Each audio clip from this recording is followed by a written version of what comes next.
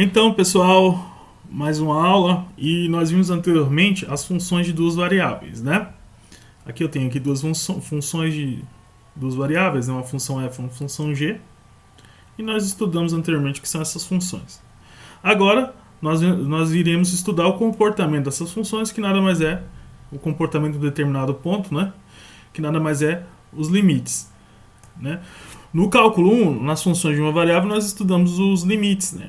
Que era o comportamento da função em um determinado ponto, quando o ponto aproximava de um determinado número. Agora aqui nós vamos estudar esse comportamento também da função, só que quando o par ordenado x e y, no caso das funções de duas variáveis, aproxima-se também de um ponto, no caso outro par ordenado, né? Eu pego aqui para essa apresentação duas tabelas. Aqui eu tenho a tabela da função f e aqui o da função g à direita. E o que eu venho fazendo aqui é nada mais que analisar o comportamento dessas funções quando ambas, né, aqui a função f e aqui a função g, aproximam do ponto O, origem, que é o ponto 0, 0, correto?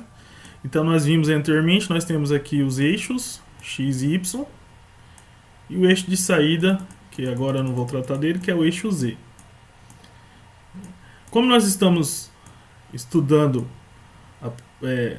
as proximidades, ou seja, se eu pego aqui a origem, que está aqui no meio, quando eu falo próximo, é próximo mesmo. Eu estou tratando de pontos que estão aqui, ó, próximos da origem. Quanto mais próximo da origem, os resultados caminham para qual lugar? Para qual valor de z? Né? Para cima ou para baixo, negativo ou positivo? Qual número? À medida que eu aproximo aqui da origem, os resultados caminham para qual lugar? Então aqui eu tenho um exemplo. Quando eu pego aqui o valor de y igual a 0 e aqui o valor de x igual a menos 0,2, observa que eu estou pegando então um par menos 0,2 e 0. Desculpem a escrita que eu faço no mouse aqui. Então, quando eu pego aqui esses valores e substituo na nossa função f, o x eu vou estar trocando por menos 0,2 e o y por 0, e resolvo isso, me resulta no número 1. Tá vendo? E quanto mais eu vou pegando esses valores próximos do 0, 0, o 0, 0 está bem aqui, ó. Esse é o 0, 0. Observe que o 0, 0 está vazio porque ele não é definido na função, não faz parte do domínio, né? Porque se você jogar 0, 0, aqui embaixo 0 ao quadrado mais 0 ao quadrado vai dar 0, no denominador e não pode. Por isso que para 0 não está no domínio dessa função, né? Não tem número associado ao 0, 0, portanto não está no domínio, por isso que está vazio. O 0, 0 não dá resultado. Mas as proximidades dele, tudo vai dando resultado, à medida que você vai jogando. Então, o que difere do limite de uma variável é que você apenas tratava analisando apenas valores para x, né? Quando você aproximava o x em uma reta, né? Quando você aproximava o x, por exemplo, eu pegava um ponto x0, e se eu queria analisar o limite de uma função f quando x aproximava de x0, o que eu fazia? Eu calculava a proximidade à esquerda e a proximidade à direita. Isso analisando o eixo x. À medida que esses pontos aproximavam de x e o resultado caminhava em um valor y, um valor L, eu chamava que o limite era L. Tá? É isso que nós estudamos em cálculo 1, limite de funções de uma variável. O que difere agora é que a gente não estuda a proximidade esquerda e direita apenas. Porque a gente estuda algo mais que o x. Nós estudamos uma região, né? Porque o domínio agora não é só o x, o domínio é o x e o y. Então se eu pego um ponto aqui, ó, um ponto A, B, e se eu estou estudando o limite aproximando de AB, eu vou estudar vários pares aqui, ó, vários pontos que estarão próximos desse ponto. Não apenas a esquerda e a direita, a diagonal, em cima, embaixo e tal. Então, eu tenho agora vários pontos perto da região, né? Vários pares ordenados. E não apenas vou estudar a esquerda e a direita de um número aqui, correto? Mas a região em torno desse ponto. Então, agora, continuando, você observa que aqui, ó, à medida que se aproxima de 0, 0, os valores vão cada vez mais se tornando próximo de 1, né? Pode observar aqui. Aqui está um pouco distante, 0,5. Mas à medida que se aproxima de 0, ó, quanto mais próximo de 0, 0, mais próximo do número 1 você vai ficando. Então, já isso aqui é analisando a função f. À direita, analisando a função g, aqui o 0, 0, correto? A função g é essa aqui. O que vai acontecendo à medida que você vai analisando a função g? Ah, vai para próximo de 1? Eita, aqui já está próximo de menos 1. Ou seja, ó, difere muito, né? Muito distante 1 do menos 1. Aqui já está 0.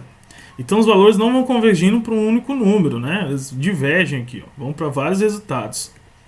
Com isso eu posso, através dessa observação, é lógico a demonstração que esse limite não existe, não é tão trivial assim, mas eu já sei que o limite da função f existe e é 1. Como nós observamos aqui em cima, por observação. E o limite da função g eu já posso afirmar aqui que não existe, porque próximo vai para números distintos, né? Furando a definição de limite que tem que convergir para um único número. Tá bom? Então, nós iremos escrever assim agora, que o limite de uma função de duas variáveis, agora não é só o x que tende, é o par x, y, tendendo a um número, vai ser L, correto?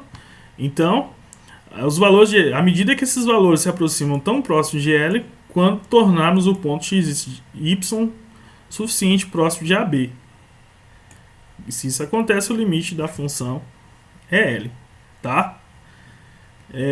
Mas tomara que nessa breve introdução vocês tenham entendido então o limite da função, que agora, em vez de convergir por um ponto, né, analisar a esquerda e a direita de um ponto, nós vamos analisar a região do par em torno dele.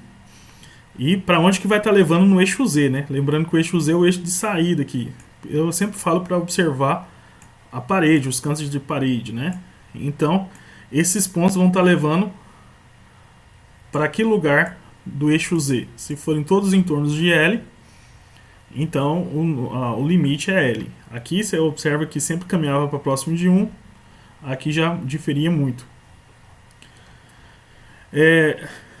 Esse rabisco que eu fazia aqui em cima, eu peguei aqui um recorte de um livro de cálculo, do James Stewart. Ele vem apresentar isso. Você pega um par AB aqui, e à medida que você pega valores próximos desse par, pode ver que uma região aqui que ele toma.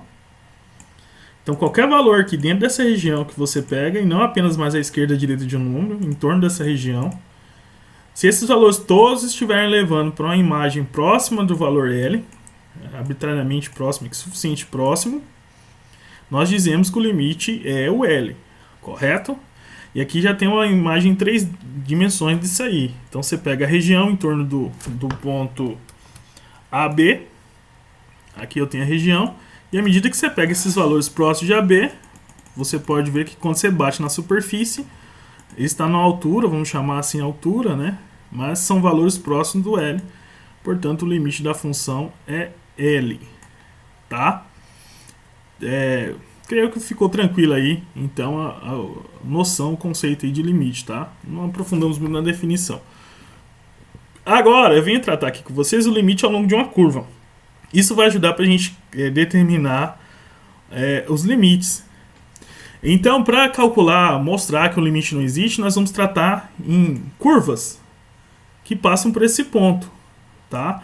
Eu venho aqui falando, ó, se ela aproxima ao longo de um número em cima de uma curva próximo desse ponto, e se ele aproximar de outro número em cima de uma curva no ponto, o limite já não vai existir. Então, em vez de ficar pensando em pontos separados, nós vamos pensar em uma curva passando pelo ponto. E aí a gente vai conseguir parametrizar essa curva e analisar a proximidade em cima da curva, se de fato o que está acontecendo com os valores da imagem, se estão caminhando para próximo de um valor L ou não. Então, se todos os valores em cima dessas regiões, todos levam para o mesmo lugar, aí nós iremos afirmar que esse lugar é o limite L, né? Agora, se em torno dessa curva leva para L, e em torno de uma segunda curva leva para outro número, vou chamar aqui de L2, aí eu já afirmo que o limite não existe, ok? Porque em curvas distintas, próximas do ponto, levou para resultados bastante diferentes e distantes. Então, vamos chamar aqui uma técnica ao longo de uma curva, né? Vamos dar um nome aqui para facilitar. Ela vai servir para mostrar que os limites não existem. Porque se eu não conseguir mostrar assim, então a gente supõe que um limite talvez exista e vai ter que partir por outros caminhos, ou definição, ou que nós vamos ver a partir dali, daqui a pouco, continuidade. Mas vamos deixar isso aqui mais claro para que vocês vejam o caminho. Eu peguei aqui a função que nós iniciamos, né? Nós vimos que esse limite aqui não existe. Eu vou mostrar para vocês agora que de fato ele não existe. Porque quando a gente começou, a gente viu que ele não existia, que era essa função aqui, através da observação da tabela, porque aqui ia para um número e aqui ia para outro. Mas para mostrar isso é mais tranquilo, em vez de fazer uma tabela monstruosa de valores. Para mostrar isso eu vou escolher dois caminhos, tá? Então é o mesmo conceito aqui. Eu pego aqui o nosso domínio x, y, né? Lembrando que é 3 dimensões, né? Aqui eu tenho o outro que é a imagem saindo, o z, mas estou preso ao x, y, ao domínio, e vou analisar curvas que passam por este ponto. Então, primeiro caminho, você sempre escolhe caminho. Eu escolhi um caminho ao longo do eixo x. Um caminho ao longo do eixo x, eu vou fazer agora uma parametrização, né? Estou caminhando, eu vou travar uma curva em cima de um ponto, passando neste ponto em cima do eixo x. Lembrando que eu estou estudando a proximidade do 0, 0. Ok? Então, eu vou estudar todos os caminhos que passam por 0, 0 aqui, possíveis, e tentar mostrar que não existe. O primeiro caminho que eu vou fazer é o caminho x igual a t e y igual a 0. Ou seja, eu vou zerar o y, travar ele, e tomar valores genéricos de x que estejam próximos de 0 e não necessariamente igual a 0. Ou seja, posso afirmar aqui com t diferente de 0. Ao fazer isso, eu vou conseguir analisar todos os valores de x, 0, ou seja, sempre próximo.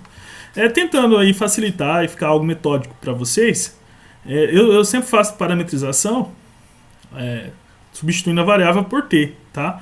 Mas você sempre pode testar. Primeiro você trava o x igual a t e deixa outro igual a 0. Já é um primeiro caminho. Aí vamos fazê-lo. Então eu tenho aqui a minha função inicial, só reescrevi aqui como estava lá no exercício, e agora eu venho trocando. Onde é x, eu troquei por t. Então, ó, x ao quadrado, t ao quadrado. E onde é y, eu troquei por 0. Tá? Fiz essa substituição. Como o x vai para o 0, como o x tende a 0, e o y já é o próprio 0, o nosso t também tem que ir para 0, porque x é igual a t aqui. Então, com t indo para 0. Agora fica fácil, porque você tem 0 e 0 aqui, ficando t ao quadrado em cima, t ao quadrado embaixo. Divisão de números iguais é 1. Pronto. Agora vamos escolher outro caminho para analisar.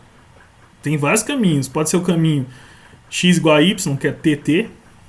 Se você escolher o caminho x igual a y, a reta x igual a y, uma parametrização vai ser x igual a t, e como o x é igual a y igual a t, certo? Seria outro caminho, o tt. Mas aqui eu estou usando o caminho de zerar uma variável.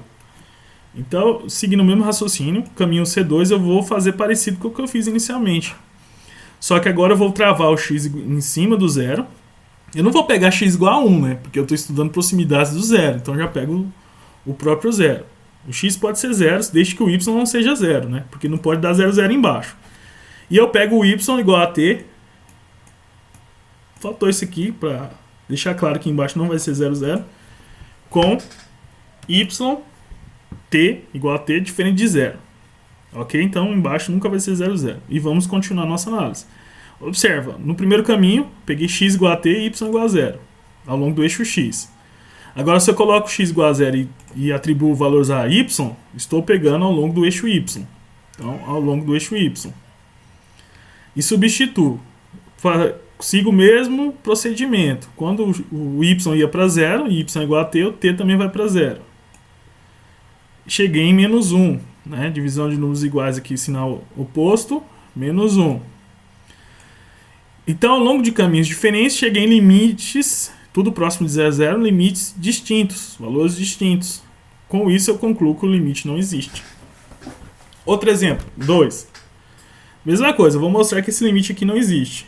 Então, vamos escolher os nossos caminhos. Vou seguir a mesma forma. Ao longo do eixo x, posso chamar x igual a t e y igual a 0.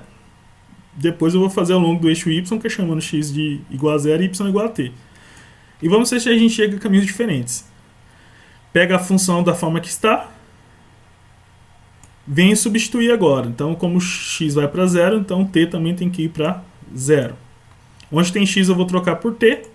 Onde y eu vou trocar por 0. Ficando x vezes y. T vezes 0 sobre x quadrado mais y ao quadrado. Então, t ao quadrado mais 0 ao quadrado. Resolvendo isso aqui.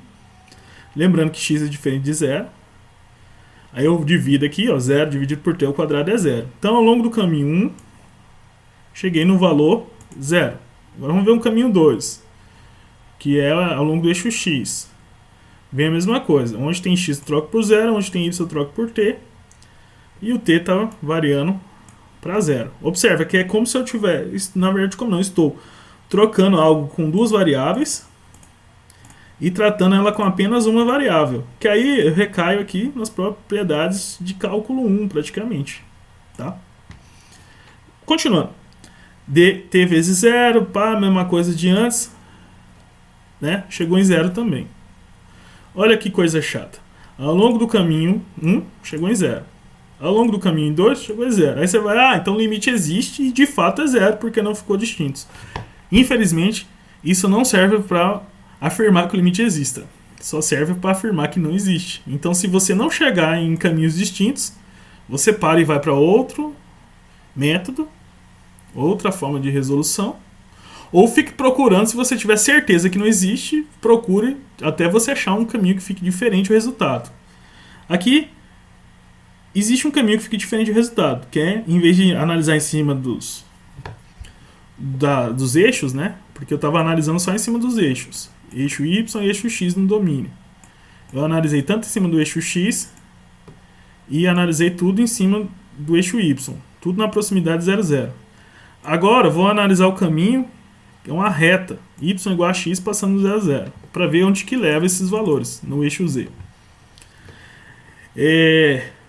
Então, se Y é igual a X, que é ao longo da reta Y igual a X, vou chamar X de T, e se Y é igual a X, o Y vai ser T.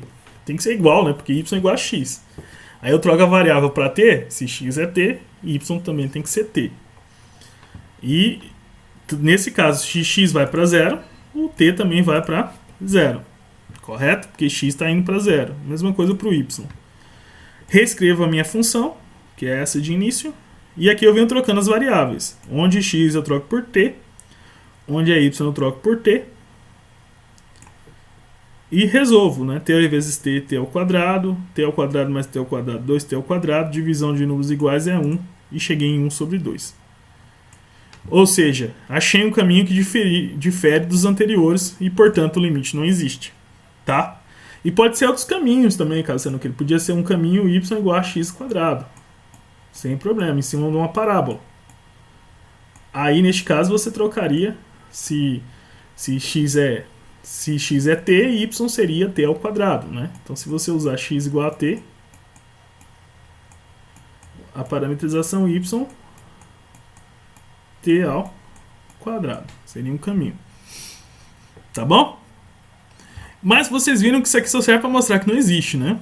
E vamos ver agora a continuidade, funções contínuas, que isso vai nos garantir calcular alguns limites. Uma função f de duas variáveis é dita contínua no par AB se o limite dessa função, com x tem y tendendo para o ponto AB, for igual ao valor numérico da função aplicado nesse ponto. Se isso acontecer, então a função é contínua no ponto. E se isso acontecer para todos os pontos no domínio, nós dizemos que f é contínua no domínio, não somente no ponto. Então, se você pega uma função e em todo o domínio dela acontece que o limite é igual à função no ponto, nós dizemos que ela é contínua no domínio. Para facilitar, uma coisa importante, todos os polinômios são funções contínuas em R2. Então, se você observa que é um polinômio, uma função polinomial, você já tem certeza que é contínua. Então, como é contínuo, isso vale e você já pode calcular por substituição. Da mesma forma, qualquer função racional é contínua em seu domínio. Também me garantindo que funções racionais eu calculo substituindo. Vamos, por exemplo, calcule esse limite. Bom, x², desculpa aqui, ficou um errinho, tendendo a 0, 0. Tá? Tendendo para 0, 0. Então, como a função aqui é polinomial, x² mais y é um polinômio, né, de duas variáveis aqui, é contínuo no R2, como nós vimos em cima. E se é contínuo, nos garante a substituição. Então, vou estar trocando por 0, 0. Onde tem x eu troco por 0, onde tem y eu troco por 0. Resolvo, resultando no valor 0. Acabou, viu? Então, agora você pode substituir se for polinômio. E no caso, uma função racional, que é o que nós estávamos vendo em alguns contextos aqui acima.